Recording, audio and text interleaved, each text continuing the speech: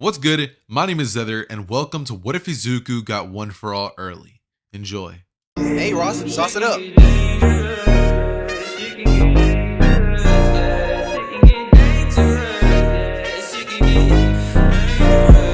can get dangerous, yeah. Shit can get dangerous, yeah. You staying with a lame beast, yeah. Well, I'm staying with the gang beast, cause that's gang shit. Like, ooh, and they gon' stay by my side, cause them boys down to ride, yeah. Like, ooh, she tryna play with my mind. I can't be wasting no time, yeah. We begin our story in the perspective of Midoriya when he was about, what age do people usually get into middle school at? Whatever age that is, that's the age that Deku's going to be. Now, at this point, Izuku would be pretty nervous to go into middle school due to the fact that he's been growing up alongside Bakugou, who as the years went by just became more cocky and arrogant. Now, obviously, the bullying was definitely always there. He would always name call Deku, and on occasions, he would occasionally, shoot a couple explosions at Deku's direction, causing Deku to have this fear for Bakugou. This would lead to Deku having this certain disdain for school. Every time that Deku had to go to another year of school, Deku would always dread it, and the only time that he ever felt as if he could finally, be safe was whenever he was home. So, going back to school was never a fun time for Deku. However, on this particular day, it was his first day of middle school, and Deku had to simply suck it up and make his way towards the school bus. Now, actually, no, there is no school bus. Let's say Inko drops him off, right? Now, Inko at this point would proceed to just kind of drop Deku off to school, and she would tell Izuku that later on he's actually going to have to walk about 3 blocks home, or like let's say 5 blocks home, because there was no way she was going to make it to him after work. Izuku at this point was like, okay, sure, mom, since the year previous to this, he was already walking home every other day, so he was already used to this. However, on this particular day, Deku was told to get home a little earlier than usual because Inko is going to have a surprise for him waiting at home. So, thus Deku would go to school. Now, if I'm completely being transparent with you all, the school and the reasoning for all of the story changing this soon in the story will all clearly make sense as the story progresses. Now, as I was saying, Deku would pretty much be nervous, and on his first day of middle school, he would have a pretty rough day. During introductions, Bakugou would have clearly went in the way of Izuku, saying he's quirkless for the new people who didn't know who Deku even was. They would start laughing at him, and Deku would immediately just start middle school off with a perfect day. Just everybody knowing he's quirkless and everybody kind of making fun of him for it. He would be the personal punching bag of every single person who has this bully type persona, I guess you could say. The day would pretty much end, and it's at this point that Deku would get caught after class by Bakugou, who would tell Deku to stop trying and that he should just go and become a policeman or something like that, because being a hero, that's not gonna happen. And so Deku would proceed to essentially look down, and he would proceed to walk home. Now, on this particular day, Deku would take a different path home, and just to make the story actually make some sort of sense, I'm going to be making the sludge villain incident happen a lot sooner than in canon. Does this mean that Bakugou gets captured by the sludge villain early? Yes, no, maybe, find out. So, the way that this all goes down is Deku would proceed to pretty much be walking under the tunnel area, I guess you could say, and it's at this point that the sludge villain would come out. Now from here, it would proceed to trap Deku, and everything would kind of go just like it does in the original. All Might appears saying he is here and shoots a Texas Smash at the sludge, which would cause it to disperse everywhere, to which then he would wake Izuku up. And at this point, All Might's period that he has to essentially buff up and use his buff form is a lot longer than the one that he had in the original. So this time, when Deku actually wants to ask All Might a couple questions, All Might actually ends up staying, meaning there's no scene where Deku grabs onto his leg and starts pretty much praying for his life while he's just flying in the sky and All Might's trying to rip him off. So yeah, what would end up happening this time is Deku would pretty much stop and ask All Might if there's any possibility for somebody who's quirkless to ever dream of becoming a hero. After hearing this question, All Might would pause for a few seconds, and he would say, "Kid, I'm going to be 100% transparent with you. In the world of heroes and villains, in a society where every other person has a quirk, being a hero with no quirk is almost a death mission. It's something that, while may be possible as a sidekick, a hero without a quirk would simply not make it. Eventually, not having a quirk would slow people down around him, slow himself down, and he would be a detriment to his own self. So he would look at Deku and say, so to sum it up, Izuku, You won't be able to become a hero without a quirk. Deku at this point would look down at the ground and say, yeah, I knew that. I knew that better than anybody. I guess some part of me just wanted to believe that if my idol told me I could do it, then I could keep believing that I could become a hero just a little longer. Well, All Might, I would say thanks for nothing, but this isn't the end. I don't plan on quitting my hopes to become a hero. I'm gonna continue to try, and you know, All Might, maybe even I'll become the first quirkless hero that there ever will be. All Might hearing these words would have this resonate within himself, as Deku would say, well, thanks for saving me. He would proceed to say, it was a joy to meet you, All Might, as he would say, oh, and by the way, this is gonna be a family heirloom for years to come. Thanks for your time. He would proceed to walk off, thinking to himself, being pretty upset. As, from this point, Deku would begin walking home, and when he's about 2 blocks home, this is when All Might would pretty much just be hearing a little bit of screaming while he was going to pretty much take the Sludgeville back to the police station. He would end up hearing a couple of screams saying, watch out! As there would be like a 4 to 5-year-old kid in the middle of the street, and a truck would be coming at it with no hope of stopping or swerving out of the way. And with Deku near it, only seconds away from this kid getting hit, Deku would immediately, his body would just move on its own. Deku would be wondering what, as, he just sees this look of sheer terror in this kid's eyes. Deku's body was just compelled to move, and so he ran in, pushing the kid out of the way, as he would just get struck and isekai'd. Just kidding, that doesn't happen. He would save the kid just barely, and he would actually pretty much get nicked by the side of the truck, which would actually cause Deku to get sent crashing onto the ground. A little bit of blood would start pouring out of his head and arms, and he would pretty much end up saying, are you okay? The kid would give him the biggest hug and tell him thank you over and over and over and over. And the mother would come crying, running out to her child, saying how could she ever pay him? He would say that he doesn't need any thanks or any of that stuff. And All Might would have just been watching as all of this just went down. All Might at this point would simply be thinking about what this kid said and how he has a heroic heart. He selfishly did that. No quirk, no nothing. Everybody else simply watched, and there were other people there who could have probably done something, but him, a quirkless kid, was the only person to have stood up.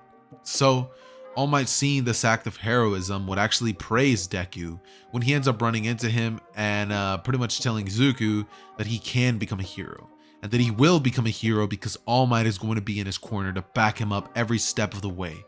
Deku at this point would then be informed of One For All, his injury, and he would then proceed to tell Deku if he is ready to be his next successor.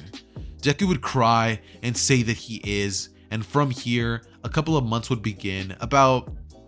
Let's say about 1 year of Deku constantly training would happen, and since this time there no clear rush, about 1 year would go by, and his first year of middle school would just go by with Deku getting a lot stronger and everybody around him kind of noticing this. But since he's not really going to be changing personality wise, this isn't really going to be affecting the narrative of middle school or how Deku was seen by his peers.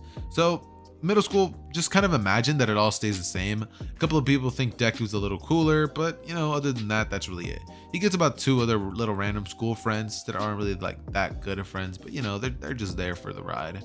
And from here, let's just say Deku would finally be given the power of One For All. My apologies for that noise if you guys just heard that, but he would pretty much be granted the power of One For All, and from here, this is when he would begin a total of 6 months of training with the quirk.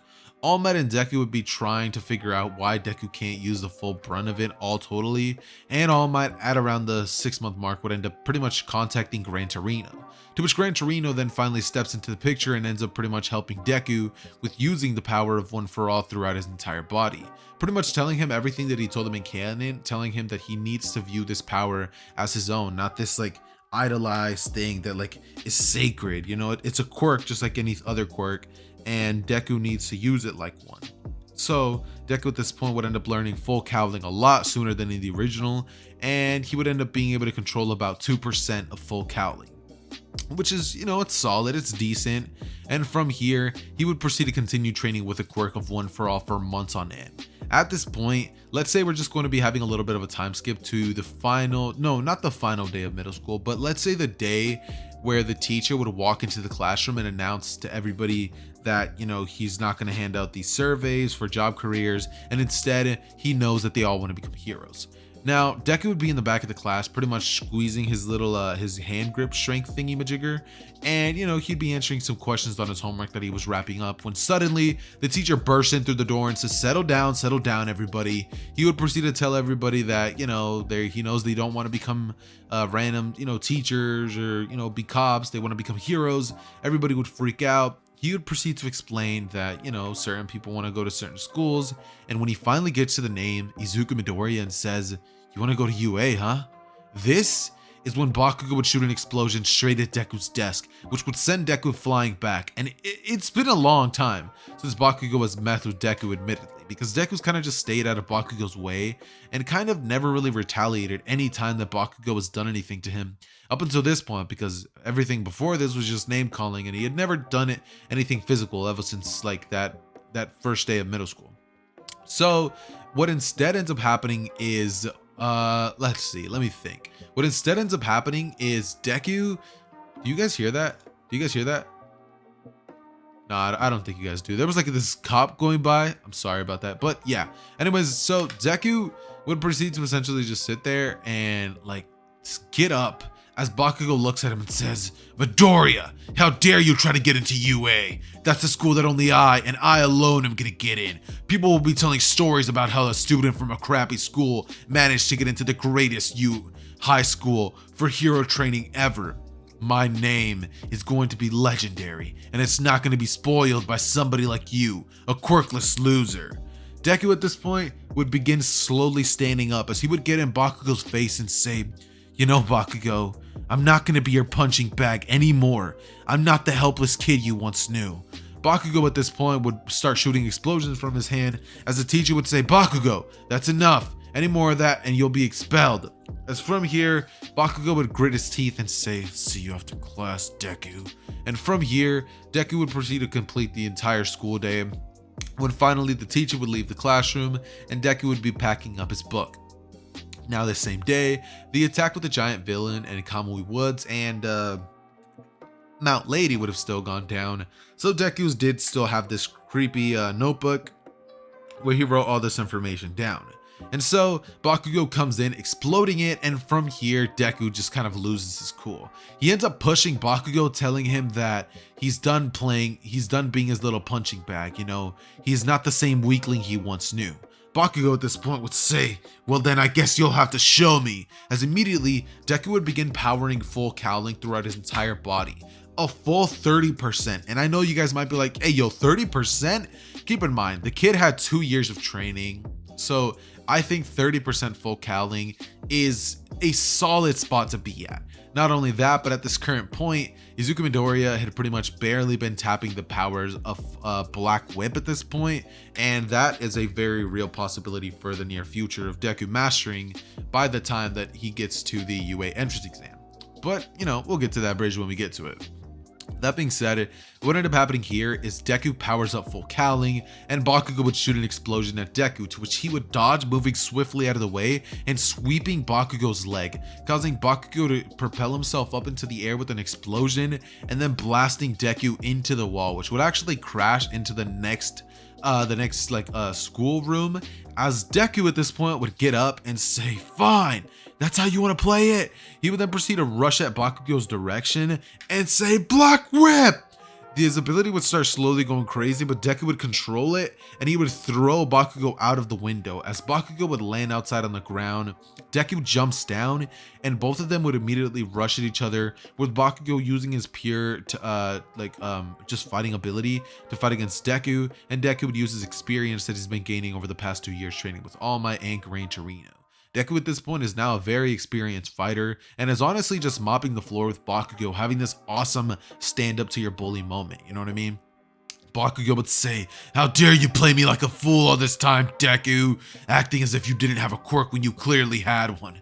You made me look like a fool all these years, Deku, and now I'm gonna make you look like roadkill.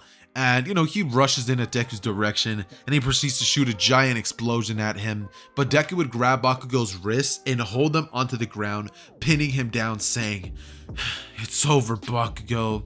A couple of people would have been watching the fight and it would have been recorded, and it started spreading like wildfire. So the next day at school, they were both definitely called into the office. Bakugou and Deku both got suspended for about 2 weeks. Deku told the story to his mother. His mother was, pretty upset at him. But at this point, Deku would have ended up going to All Might, telling him what had happened. And I'm just going to be saying that All Might and Inko already know each other. So for the 2 weeks, Deku would have pretty much ended up training with All Might more and more and more. And this would eventually lead to the 10 months of training, which Deku would definitely use the entirety of it to pretty much master his ability of Black Whip.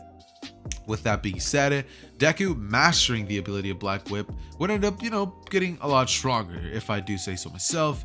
And he would have also ended up getting to about, let's say, 37% full cowling. He can use 44% if he strains himself, but 37% full cowling, I think that's a solid amount. He would have been mostly doing a combat training, not as much like quirk training, because Deku knows that he's gonna have to step his skills up if he wants to make it in UA. So now at this point, Deku is very, very experienced when it comes to hand-to-hand combat and how to use full cowling to its full capabilities. He would have actually ended up taking out a couple of pages from Bakugou's book and used a little bit of those abilities, as well as implementing kicks, because he's not dumb. He would have eventually learned that maybe punching only isn't the smartest thing. So yeah, and he would have also learned a couple Air Force attacks where he flicks his fingers and stuff like that. So Deku at this point is definitely a force to be reckoned with. However, what else can you really say? That's really all there is to it. That being said, let's kind of just jump into the entrance exam. Now from here, the story is kind of going to be skimming through most of the parts that relatively remain the same to canon, and focusing more mainly on the parts that are going to actually be changing in the story. However, before I get into that, there isn't a sponsor for today's video. However, I need to tell you guys about the giveaway that I'm currently doing on the channel. Now, if you guys have been living under a rock and have no idea what I'm talking about, let me explain. So for the past month or so, I believe it is, I've been pretty much teasing a giveaway. And what is the giveaway exactly? It's pretty much a awesome Bakugou statue. It's really cool. I bought one for myself. I decided to buy another one and do a giveaway with it. And in case you guys want to see what it looks like, a picture might be up on screen. Not sure. If I remember, it will. If not, then sorry. But if it's not, then just go click on one of my YouTube shorts called Giveaway, and you should be seeing what exactly it is I'm talking about. That being said, legit all you have to do to enter is subscribe to the channel, turn on post notifications, leave a like on today's video because why not, and also comment #giveaway. And I promise guys, tomorrow is the day that I'm going to be picking the winner. So you guys are going to want to comment #giveaway in today's video for sure.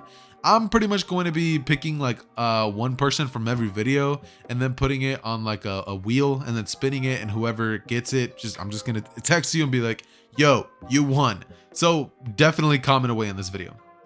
That being said, let's get into the not the sports festival, but the entrance exam.